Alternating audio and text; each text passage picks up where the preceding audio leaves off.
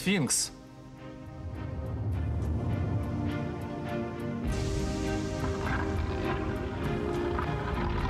Тайны истории. 1000 Jahre vor Christus brechen За 1000 лет до Рождества Христова они вышли с востока, чтобы покорить 7 морей. Они были гениями кораблестроения, их неудержимый флот не знал себе равных. Они были торговцами, которые накопили невероятные богатства. В Северной Африке поднялась их недавно основанная столица Карфаген, ставшая самым могущественным городом Средиземноморья. Это были финикийцы. Но затем у них появились опасные конкуренты. В результате многочисленных войн римляне установили свое владычество над Италией, а теперь направлялись к Сицилии, угрожая колониям Карфагена. Это была битва титанов. Могучие военные флоты атаковали друг друга. Античный мир был потрясен. Противостояние длилось 48 лет. Награда — господство над миром. Казалось, Рим выигрывает, но Ганнибал поклялся его уничтожить. Гордый карфагенец не мог смириться с поражением. Он повел свою непобедимую армию, чтобы нанести удар в самое сердце Римской империи. Ни бурные потоки, ни высокие горы не могли его остановить. Его боевые слоны перешли через Альпы и, спустившись в Италию, обратили в бегство римские легионы. Случилось невероятное. Ганнибал стоял у стен Рима. Казалось, город обречен, но римляне не собирались сдаваться и сражались. Либо они победят, либо империя падет. Es heißt, siegen oder untergehen. Карфаген должен быть разрушен. Падение Великой империи. В фильме Михаэля Грегора Keine Gnade. презренный враг не знал пощады.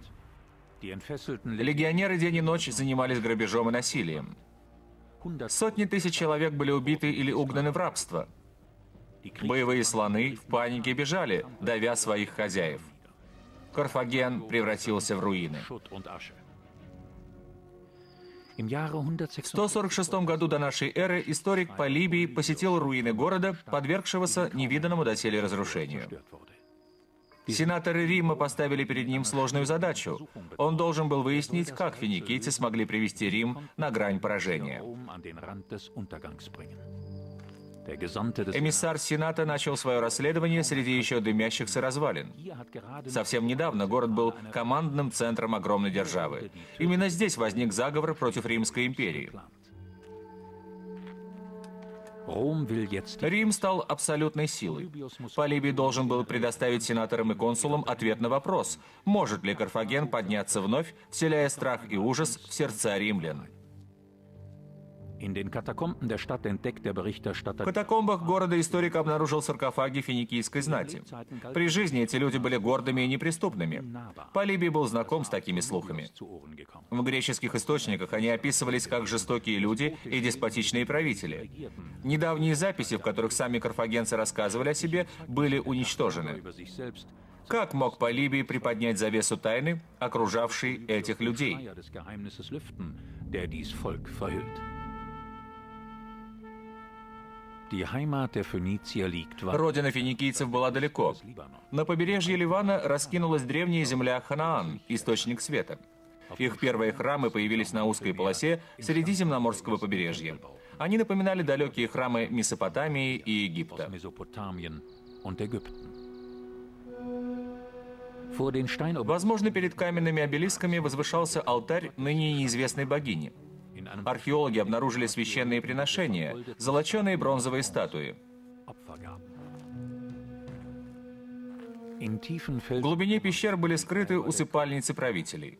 jeder neue Fund Каждое новое открытие ставило новые вопросы. Кого изображают эти фигуры? einen göttlichen Божественных стражей, сопровождающих умерших в мир иной. Grabbeigaben На сокровищах, найденных в усыпальницах, стояла печать фараона Рамзеса. Как они попали сюда из Египта? die Legende. Легендарные правители покоились в массивных каменных саркофагах. Die Bibel nennt О них с пренебрежением упоминается в Библии.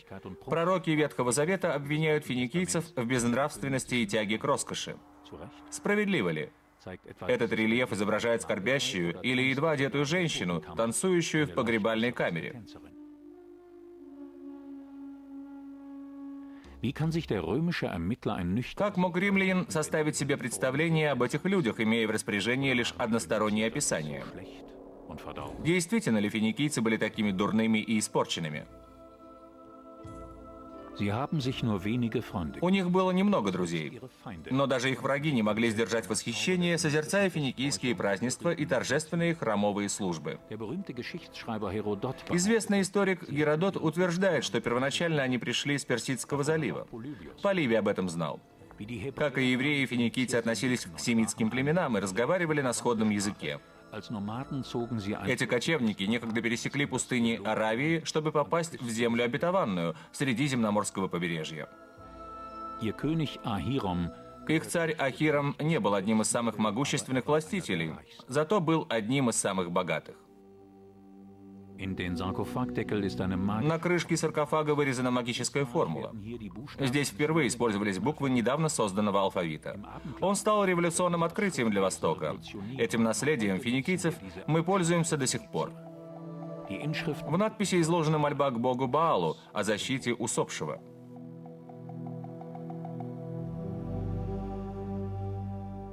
Baal sei grau. Согласно Библии, Баал – жестокий и кровожадный бог. Лишь жрецы могли взирать на его облик. Für die Gläubigen Для верующих Баал и его божественная подруга Астарта воплощали вечные законы космоса, создание и смерть. Baal symbolisiert Баал символизировал солнце, силу, дающую жизнь. Астарта ассоциировалась с луной и отвечала за ход времени. ihr zu Ehren Царь Сидона посвятил ей храм. Монументальный каменный трон окутан легендами. Rätsel auf, wurde Не здесь ли люди танцевали вокруг золотого тельца, как описано в Библии?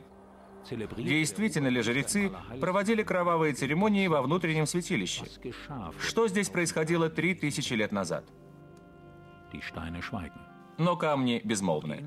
Даже надписи на саркофаге основателя не говорят о том, что происходило в храме.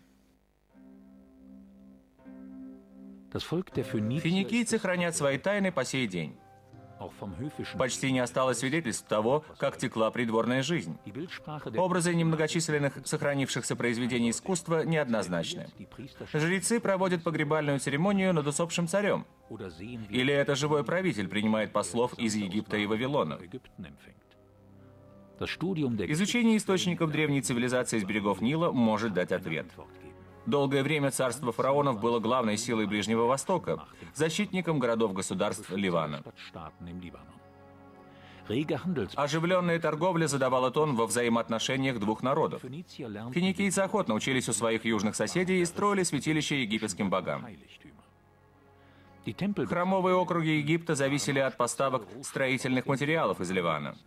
besonders auf die mächtigen Особенно ценились массивные стволы кедра, необходимые для возведения колоссальных храмовых комплексов. in den alten Schriften В laut древних источниках финикийцев называют фенчу, то есть плотники. Zimmermann.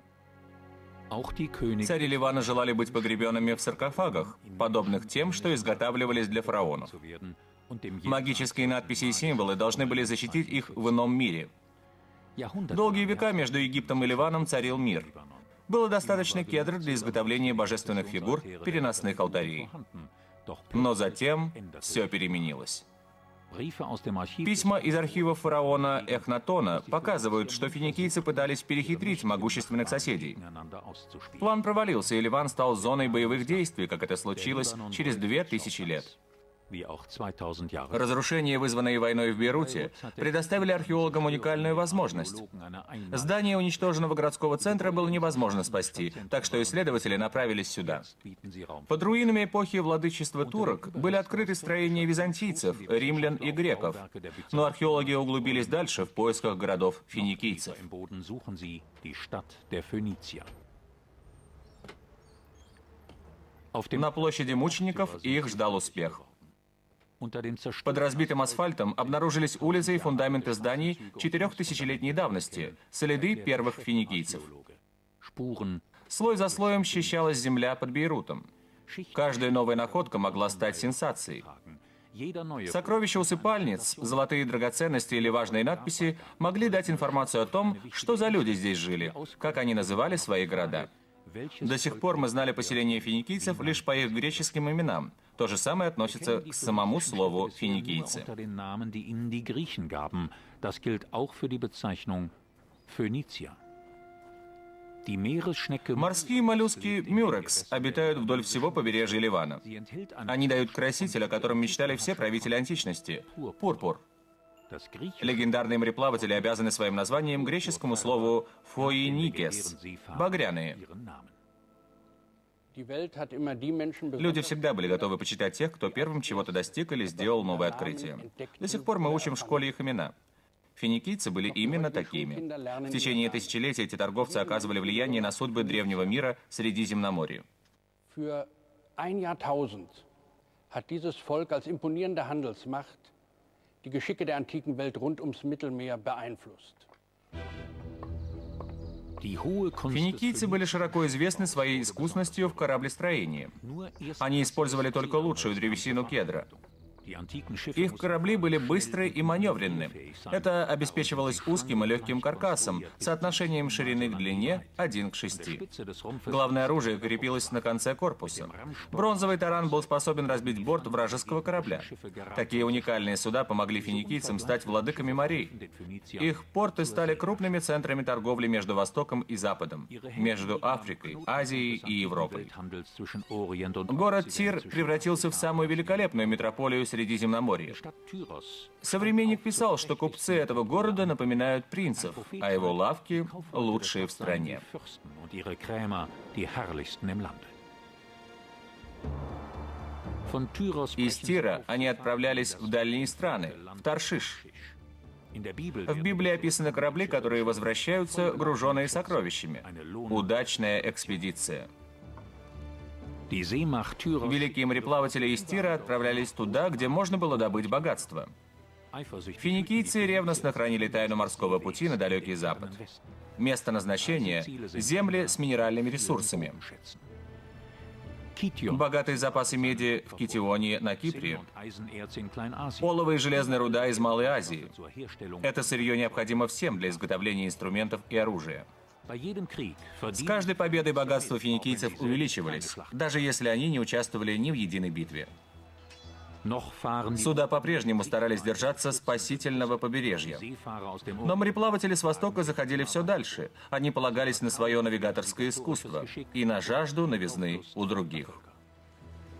Bei seinem berühmten У своего предшественника Геродота Полибий прочитал, что финикийцы разжигали сигнальные костры, чтобы привлечь местных жителей на побережье. Strand zu locken. Здесь они раскладывали товары, например, вот такие амфоры. In Amphoren. Взамен они просили золото и рабов. Gegen Gold und Sklaven. Die Überseehändler, Морская торговля между Тиром, Сидоном и Вавилоном была прибыльным делом. auch die Frauen Греческие аристократки также с нетерпением ждали роскошные товары с Востока. aus dem Orient. Финикийцы целому миру поставляли необычные вещи из экзотических материалов. Extravaganten Objekten aus exotischen Materialien Страусиное яйцо, украшенное филигранью, пользовалось большим спросом. sind besonders begehrt. Zarte Elfenbeinarbeit Изящные изделия из слоновой кости в египетском стиле для царских палат. Polybios hat die Полибий изучал работы грека Гомера. der Schriftsteller В «Одиссее» тут описывает необыкновенную кровать, покрытую резной слоновой костью, достойную греческого царя и его супруги. für ein griechisches Однако это описание не выдумано Гомером. Doch Homers Beschreibung Археологи обнаружили подобное ложе в Саламисе, на Кипре. Archäologen in den Сегодня это произведение искусства, созданное финикийскими мастерами, можно увидеть в Национальном музее Никосии. Werk heute zu bewundern. Прекрасный фриз с фантастическими крылатыми фигурами. Fein gearbeitet Он сделан в интернациональном стиле, который тогда высоко ценился любыми покупателями. internationaler Stil, der sein Zeitalter begeistert und viele Käufer findet. Selbst die Pharaonen Даже египетские фараоны все больше зависели от ливанских товаров. aus dem Libanon. Погребальные церемонии были бы невозможны без кедрового масла. Öl nicht möglich. Духовная жизнь человека оказалась бы под угрозой, ибо загробная жизнь невозможна без бальзамирования. В это верили древние египтяне. Das glaubten die Menschen. Древесина кедра была также незаменима при создании саркофага. Für die Anfertigung der Sarkophage. Когда запасы кедра неожиданно подошли к концу, весь культ смерти оказался в опасности. Kult in Gefahr. Um die drohende Чтобы предотвратить надвигающуюся катастрофу, жрецы отправили посла. Он отправился в Ливан, чтобы просить о древесине и масле кедра. Это было унижением для египтян. Несмотря на то, что египтяне и греки ценили их товары, они не слишком любили самих финикийцев. В своих произведениях Гомер ругает торговцев с Востока, называя их лживыми негодяями с гадкими носами. Он говорит, что где бы ни появились их корабли, ничто не будет в безопасности от этих людей с Востока. Резкие слова. Но вполне вероятно, что они были подсказаны завистью его соотечественников, чужеземцам. Конечно, Гомер неблагодарен, учитывая то, что он пользовался новым финикийским алфавитом, чтобы записать греческий текст. Несмотря на искусство навигации, Средиземное море представляло постоянную угрозу хрупким кораблям. Поэтому плавали только днем. На побережье Северной Африки, на территории современного Туниса, финикийцы основали свой первый аванпост – Утику. Но прославился на весь мир соседний город – Карфаген. Мы не знаем, когда именно был основан Карфаген. В мифах говорится, что это произошло в 814 году до нашей эры. Тогда принцесса Тира Элисса была вынуждена бежать в Северную Африку от своего жестокого брата Пигмалиона. Так возник Карфаген. Исторической причиной основания, скорее всего, послужила атака ассирийцев на портовые города в Ливане. Финикийцы не были воинами. Они предпочитали заключать соглашения, а когда приходилось туго, переезжали на новое место. В данном случае в Карфаген. Над побережьем Туниса поднялась крепость. Финикийские строители достаточно ее укрепили, чтобы она выполняла свою функцию 2000 лет. Керкуан был древним городом с ясной планировкой. По сей день можно видеть его геометрическую структуру. Он защищен кольцом мощных стен в греческом стиле. Мудрые финикийцы перенимали от других все то, что могло оказаться полезным. Их развитую архитектуру также можно увидеть на острове Сицилии в районе Мотии.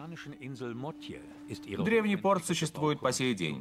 Здесь корабли искали приюта от штормов, а также выгружали ароматические масла и ладан из Аравии, индийские шелк и специи, золото и слоновую кость из Африки. В городе шла активная международная торговля экзотическими товарами. Der Hafen hatte Teil am Welthandel und seinen exotischen Waren. Полибий был изумлен мастерством, с которым карфагенские мастера планировали и создавали города в колониях. От них остались только развалины, однако все равно заметно, как хорошо они были защищены. Вот тяжелые ворота, закрывавшие вход в Мотию. До появления римлян главными конкурентами финикийцев были греки, однако как художников их все равно ценили в Мотье. Эта фигура юноши и сегодня впечатляет. Богатые торговцы заказали статую греческому скульптору. Однако особая манера драпировки одеяния свидетельствует о том, что это финикиец.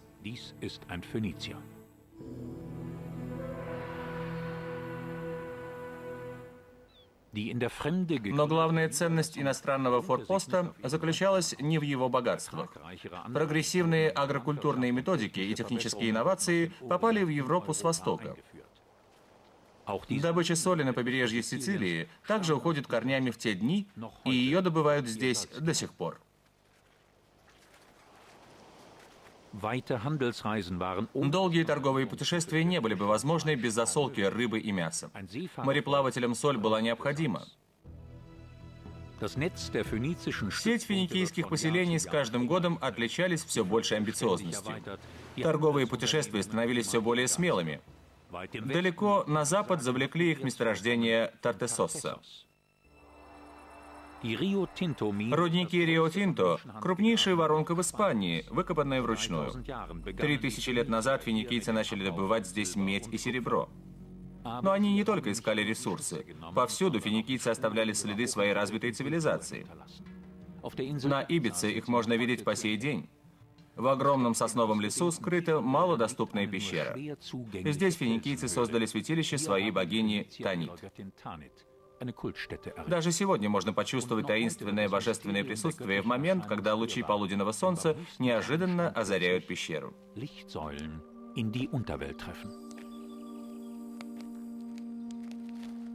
welche Rituale Мы можем только гадать, какие ритуалы проходили в пещере. in Felsnischen В und каменных нишах и на жертвенниках ученые обнаружили статуэтки богов и культовые объекты. unzählige Бесчисленные поколения верующих совершали сюда паломничество. hierher gepilgert. Эту богиню продолжали почитать на Ибице даже после падения Карфагена. Phönizische Göttin Но граждане Рима не понимали божественности такого противоречивого Roms образа. bleibt solch eine Gottheit fremd. Zu zwiespältig ist ihr Erscheinungsbild. Tanit war in Karthago Для карфагенцев Танита была матерью богини и блудницей. Roms Священные девы Рима покраснели бы от самой идеи. Они служили своим богам непорочностью. Die Priester Жрецы Таниты развивали проституцию при храме и забирали плату. den Liebeslohn. Но не только в этой пещере можно видеть наследие In der финикийцев. Sakralhöhle ist das Phönizische. Ибица неразрывной нитью связана с историей Востока. Ibiza ist Разработка соли открыла нам свидетельство существования древнего города. auch hier kündigen На холме были возведены защитные стены, однако в скале оказались скрыты погребальные камеры. Mauern überbaut. Doch der Felsen ist von uralten Grabkammern ausgehöhlt. Der Name Ibiza ist abgeleitet von Aivoshim. Название Ибица произошло от Айвошим. Так, поселившись здесь, карфагенцы назвали этот остров. Название значило «остров бога Бес» и относилось к Ибице и Форментере. Почему его назвали в честь бога Бес? На Ибице не было никаких ядовитых существ, пауков, змей, скорпионов, и финикийцы решили, что остров находится под защитой бога Бес. Dieser Gesang Это пение покажется странным большинству этнологов. Кажется, что оно пришло из другого места и времени. Говорят, это финикийская традиция.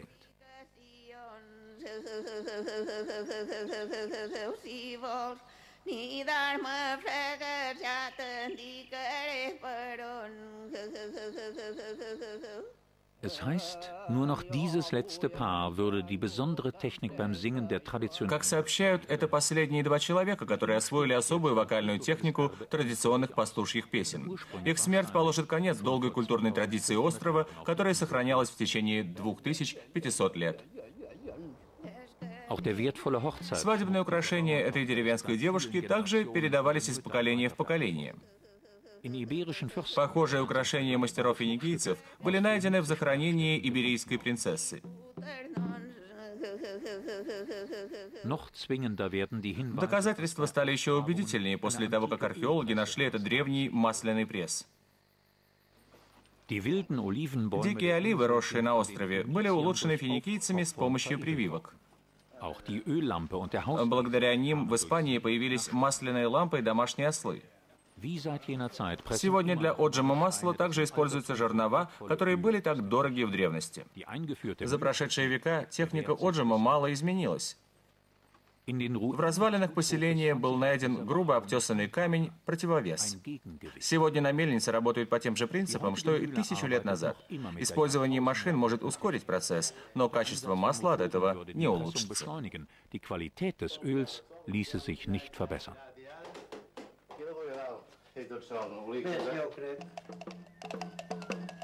Auch Ibizas Volkstänze erinnern an Народные танцы Ибицы также пришли из далеких стран Ханаана и Карфагена. drehen sich Танцующие женщины непрерывно кружатся около партнера, как луна вокруг солнца. ein symbolischer Говорят, это символический священный круговой танец в честь лунной богини Астарты и солнечного бога Баала.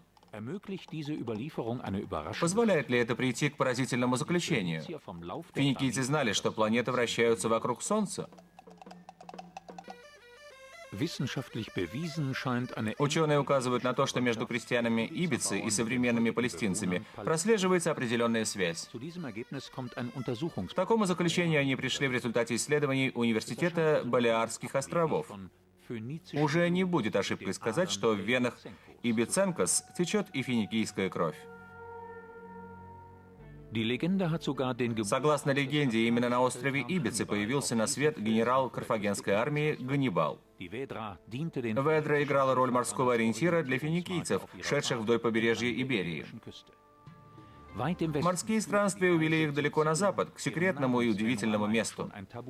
Никто не знал, где находится источник богатств финикийцев. По другую сторону пролива между Испанией и Марокко лежал океан. В 480 году до нашей эры Карфаген заблокировал проход для вражеских кораблей. Это была отправная точка опасного пути в богатую оловом Британию и к сказочным островам океана. Финикийцы назвали пролив Гибралтар столпы Мелькарта. По обеим сторонам пролива высились храмы божества города Тира, источник раздражения всех конкурентов. Полибий нашел подтверждение в записях Сената. Тогда зародилась ненависть Рима к Карфагену. Но кого это волновало в Гадесе, современном Кадисе? Финикийский город расцветал, почитание богов укрепляло повседневную жизнь.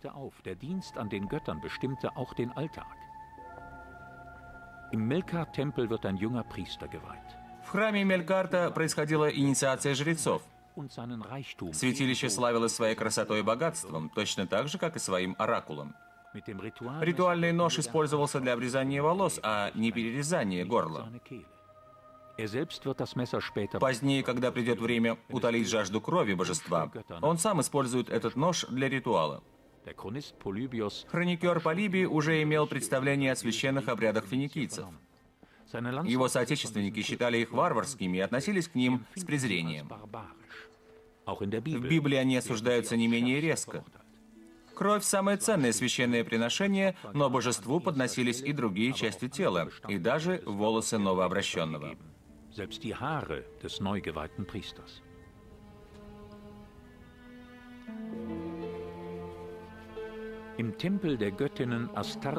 В храмах богини Астарты и Таниты жрецы практиковали священную проституцию. Геродот пишет, что в Вавилонии и на Кипре все женщины должны были хотя бы раз в жизни пройти через этот ритуал. Они стояли у святилища богини, ожидая случайного прохожего, чтобы предложить свои услуги.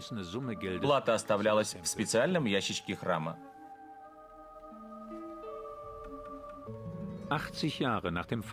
Через 80 лет после падения Трои считается, что именно тогда мореплаватели из Тира основали город Кадис в Южной Испании. Он стоит на хорошо защищенном острове в самом удаленном уголке земного шара, так писали про город римские историки. Место было выбрано очень удачно. Теперь финикийцы контролировали обе стороны Средиземноморья. Гадес стал отправной точкой для все более рискованных экспедиций. 2000 лет спустя португальские моряки вышли на каравеллах из Лиссабона. В 1497 году капитан Васко да Гама открыл морской путь в Индию. Да Гама очень внимательно изучал записанный на папирусе текст Геродота, где говорится о том, что финикийцы плавали вокруг Африки в VII веке до нашей эры. Португалец захотел повторить подвиг. Впервые за 2000 лет корабли вновь взяли курс на южную оконечность Африки, мыс Доброй Надежды.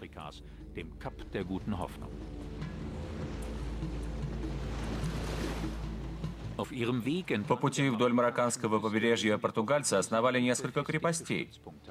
Могадор – одна из них. По окончании колониального господства французов этот город-порт стал известен как Эссауира, но следы прошлого заметить несложно. Бронзовые пушки и мощные стены толщиной несколько метров должны были защитить форт от нападений берберов. Могадор был центром торговли и военной базой. Финикийцы предпочли естественную защищенность острова. Они основали поселение недалеко от побережья. Они оказались в Могадоре в силу практических причин – из-за рыбы. Они следовали за огромными стаями тунца, регулярно мигрировавшими из Средиземного моря в Атлантику. В Андалусии рыбаки до сих пор раз в год выходят на ловлю, чтобы поймать замечательную рыбу. Они ловят так же, как это делали финикийцы. Рыбу приманивают в огромный квадрат из сетей и окружают. Затем лодки сходятся друг с другом. Тунцу некуда бежать.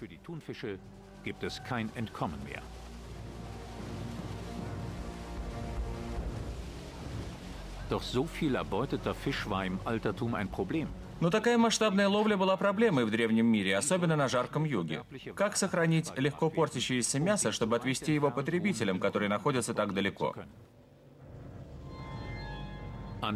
На Атлантическом побережье были обнаружены древние рыбные заводы. Финикийцы разработали метод хранения рыбы. Сначала ее помещали в каменные емкости, а затем готовили из нее деликатес, который был известен римлянам как гарум. Плотное пюре из соленой рыбы, которым наполняли амфоры, транспортировавшиеся вплоть до Персии и Германии.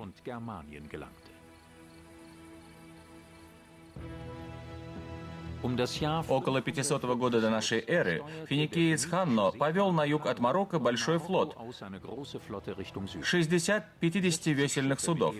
Об этом можно прочитать в сохранившемся судовом журнале. Там рассказывается об ужасном лесном пожаре и диких людях-обезьянах. Судя по всему, финикийцы не ведали страха. Они ориентировались в море по солнцу и звездам. Неизвестно, пользовались ли они компасом или секстантом. Но, как и португальцы, они хранили в секрете детали путешествия и свои открытия.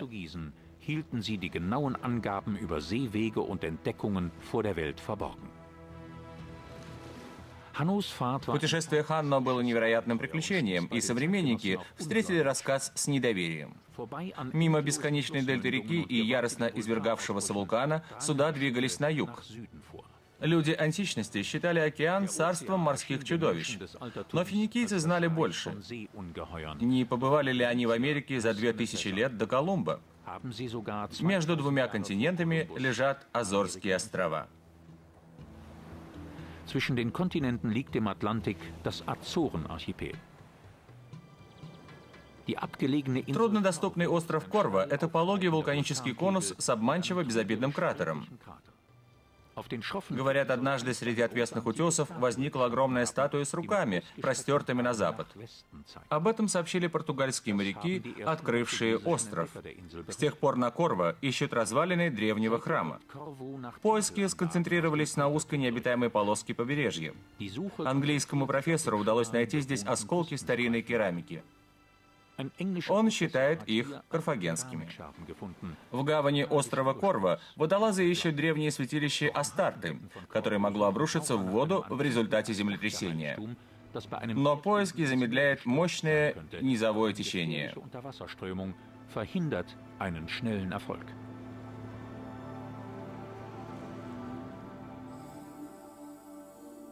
В водах близ побережья острова Терсейра подводным археологам из Португалии удалось сделать потрясающее открытие.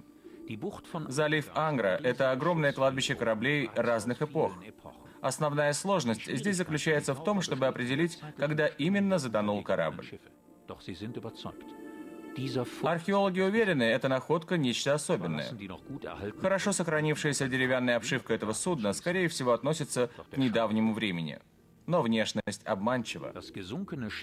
Долгое время затонувшие корабли были погребены под слоем песка толщиной несколько метров и открылись лишь благодаря сильному шторму. У водолазов мало времени, близится новый шторм. И вот награда. Конструкция корабля свидетельствует о его древности. Находка эпохи финикийцев станет сенсацией. Долгожданное доказательство путешествий карфагенцев, описанных писателями древности.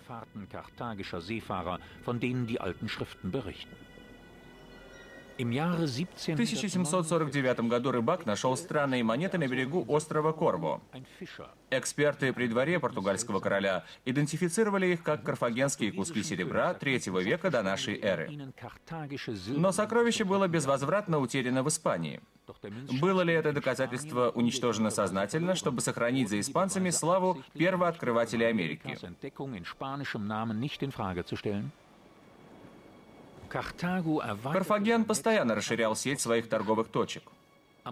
Вдоль побережья Атлантики она раскинулась от Западной Африки до Британских островов.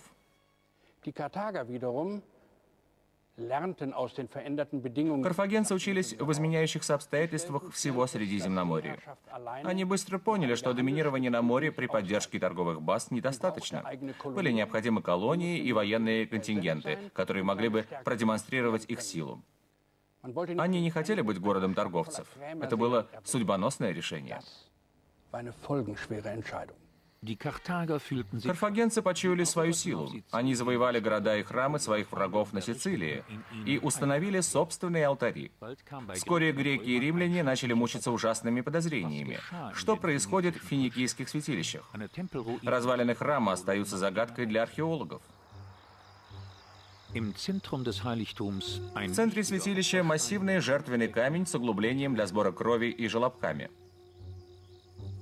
ein Mosaik in На ближайшей мозаике изображен бык и лев. Löwen. Wurde hier das Здесь лили кровь животных? Или камень свидетельствует о более ужасных ритуалах?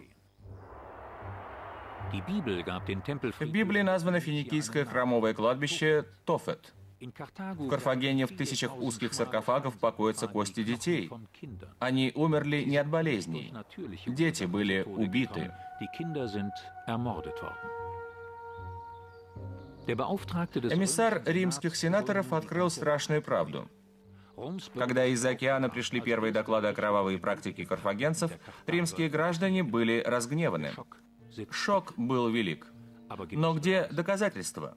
На кладбище Тофет стоит множество безликих надгробий. Фаллические символы указывают на культ плодородия. Все окутано тайной. На камне высечены едва различимые фигуры. Их значение непонятно. Проем в каменной кладке ведет в старую гробницу. В неясном свете видны каменные монументы, поросшие мхом. На полу темные пятна золы от давних костров.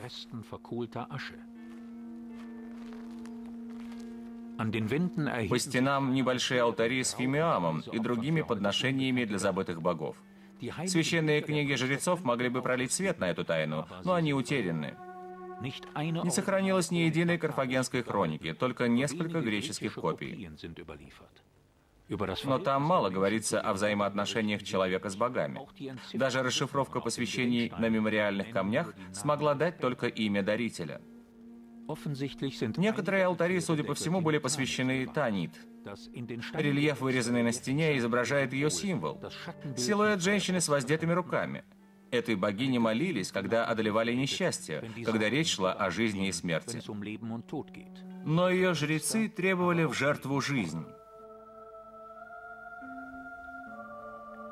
Притягательная Таанит вытеснила Астарту с божественного трона в Карфагене. Развивающийся город подчеркнул свою независимость и в религии, и в культуре. Как и предшественница, Таанит является в соблазнительном одеянии. Каково значение присутствия Таанит в подобном месте? Другая стела в Тофет дает более точную информацию. Человек в типичном жреческом головном уборе несет ребенка. Казалось бы, безобидная сцена. Если бы не было известно, что именно так жрецы приносили жертву божеству. Для исследователей это достаточное доказательство, что здесь приносили в жертву детей. Это делает свидетельство Полибия более правдоподобным. Карфагенцы продолжали практиковать жестокие ритуалы, осуждавшиеся в Библии. Статуя божества принимает в жертву ребенка. Библия сообщает его имя – Молох. Auch ihr hatte die Bibel einen Namen gegeben: Moloch. Es müssen immer die Söhne der ersten Bürger sein. К ужасной бронзовой статуе должны были приводить сыновей лучших горожан. Но благородные семейства старались обойти этот закон. Они покупали детей лишь за тем, чтобы, когда возникнет необходимость, принести их в жертву. Но обман был раскрыт, и суеверный страх охватил всех жителей, когда вражеская армия осадила город. Карфагенцы уверились, что они оскорбили божество, и за это оставлены без защиты перед лицом врага. Для искупления было отобрано 200 детей из самых благородных семей, которых принесли в жертву публично. Другие добровольно пошли на смерть, считая себя избранными. Всего погибло не менее 300. Так было записано. В древности человеческие жертвоприношения были очень распространены, и даже в эпоху античности их приносили в случае особой опасности. Люди подносили богам дары и ждали сверхъестественной помощи.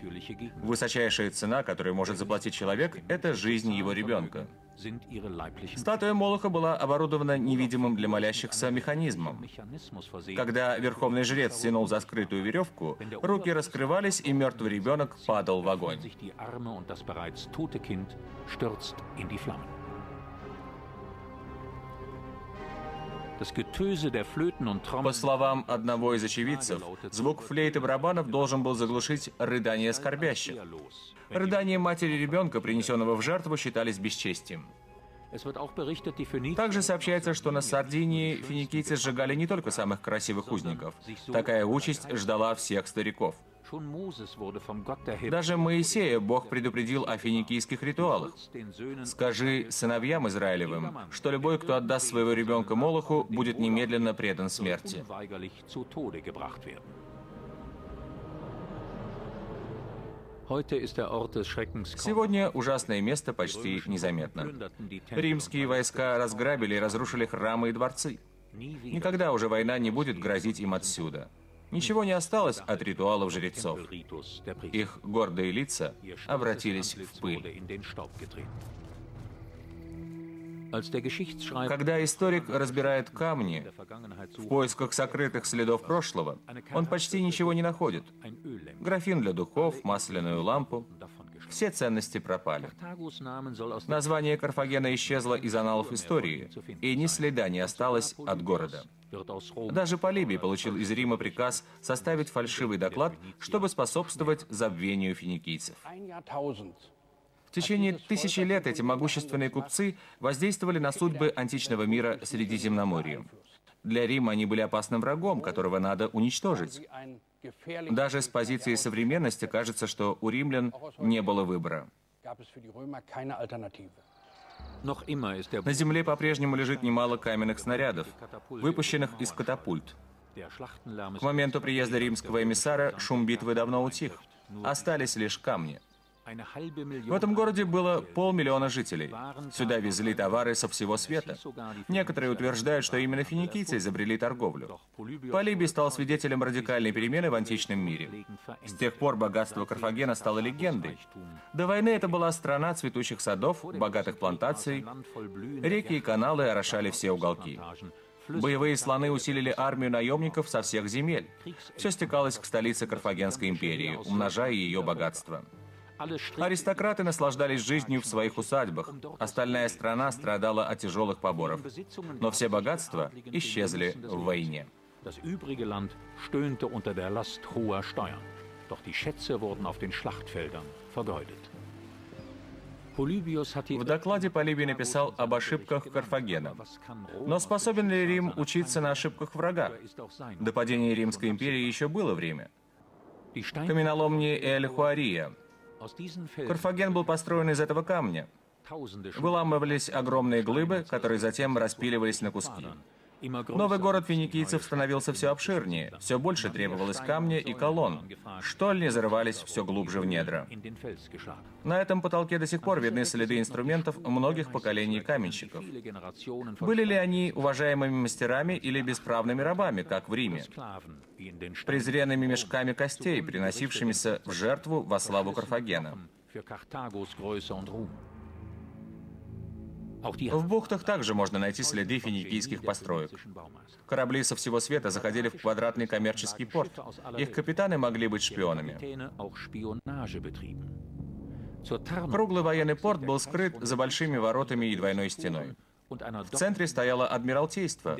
Вокруг склады и доки на 220 военных судов. Docks für 220 Kriegsschiffe. Ihre Meisterschaft То, что карфагенцы властвовали на море, давало им преимущество стратегической мобильности. Во-первых, никто не рисковал вступать в военный конфликт с карфагенцами вне собственной территории. des eigenen При Territoriums попытке mit Karthago. им вряд ли сопутствовала бы удача. Das wäre man schlecht Карфагенцы с их безмерными богатствами, накопленными с помощью торговли, могли нанять огромную армию наемников в дополнение к своему флоту. Теперь их взгляды обратились к Сицилии. Neues Objekt ihres Interesses war die Kornkammer Sizilien. Die phönizische Armada Вне сомнения, армада финикийцев была сильнейшей в Средиземноморье. Но их деятельные враги римляне тоже создавали свою армию и флот. Карфаген выслал весь флот к побережью Сицилии. Но на сей раз удача от них отвернулась. Римские войска атаковали финикийские колонии. Могущественный деспот Сиракуз ударил с фланга. Казалось, Сицилия утеряна, римляне побеждают. В 241 году до нашей эры два могучих флота встретились у побережья Сицилии. На 120 кораблях находилось не менее 30 тысяч человек. Напряжение росло. После года подготовки пришло время командам показать, на что они способны. Один неверный маневр мог значить поражение. Как обычно, финикийцы начали маневрировать, чтобы зайти между вражескими кораблями и ударить тараном в борт. Но римляне перекинули сходни и превратили океан в поле битвы для своих войск. Рим победил. Карфаген потерял свой флот и был вынужден отказаться от Сицилии. 33 года спустя Ганнибал вновь объявил войну, но Рим поначалу не воспринял его всерьез. Чтобы гарантировать себе победу, он собирался использовать 37 индийских боевых слонов.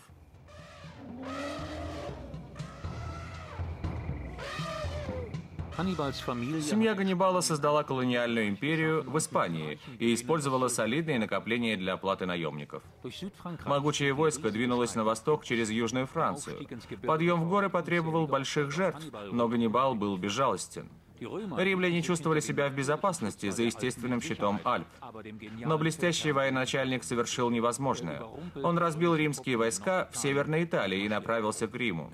Шел 217 год до нашей эры. Потрясенный Поливий описывает поражение легионов на озере близ Перуджии.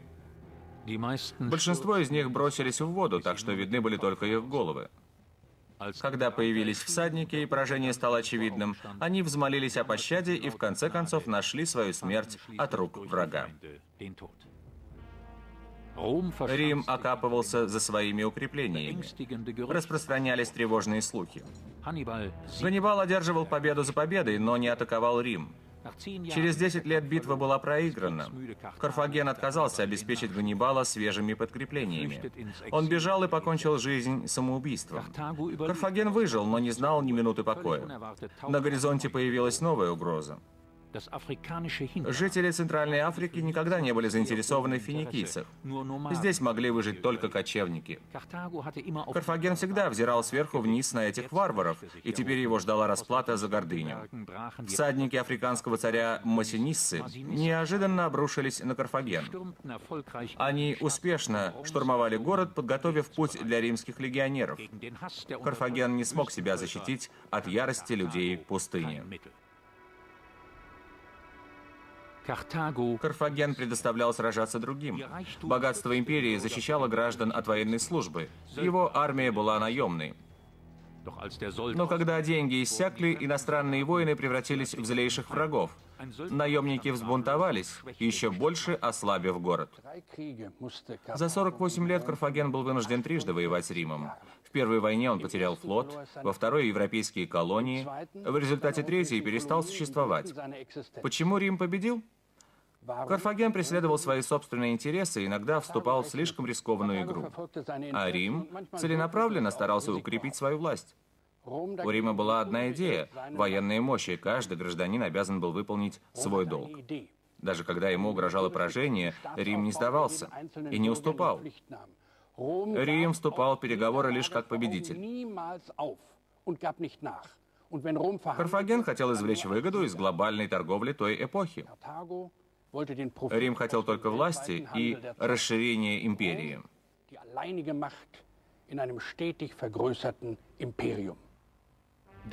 Для Рима этот триумф стал началом новой эры. Военные лидеры получили больше влияния, публичные собрания все больше ограничивались, и вскоре богоподобный император занял свое место на вершине пирамиды власти в Римской империи. Полибий составил правдивый доклад. Рим праздновал абсолютную победу.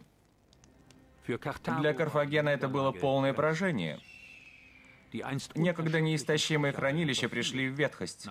После поражения этот регион оказался на периферии другой империи, а его богатства пополнили сокровищницы Рима, нового центра Вселенной. Аристократы, жившие в комфорте в своих поместьях, ушли в прошлое. В храмах Таниты уже не теснились толпы жриц, теперь они заполнили публичные дома Остии.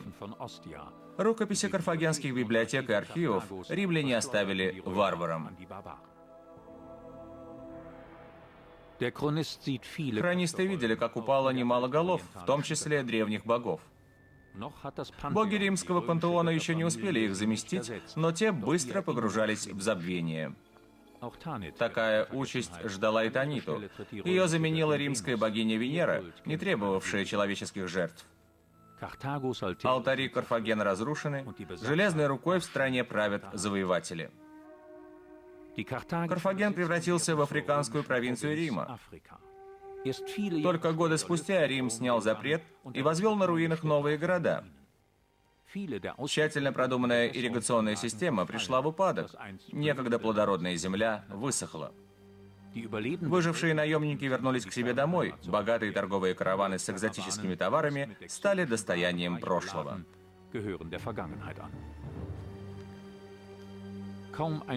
Крупных финикийских городов почти не осталось. Даже те, кого пощадил враг, переселились. Некоторые кочевники заняли оставленные жилища, но большинство из них испытывали суеверный страх перед проклятыми зданиями. Пустыня продвигалась все дальше, и некому было ее остановить. Древнюю цивилизацию поглотили песчаные дюны. Только Рим поднимался все выше, переписывая мировую историю. Его граждане дорого заплатили за победу. 50 тысяч человек погибло только в битве при Каннах. Карфаген хотел обмануть судьбу с помощью крови детей, но город был оставлен его богами и обречен на поражение. В 146 году до нашей эры история финикийцев окончилась. Операторы Клаус Клингхефер, Флорин Парашев, Франц Космус. Звукорежиссер Юрген Оферман. Композиторы Мишель Дюве, Торстен Сенс. Автор сценария и режиссер Михаэль Грегор. Исполнительный продюсер Ганс Кристиан Хуф. Фильм переведен и озвучен на производственной базе ТПО Red Media.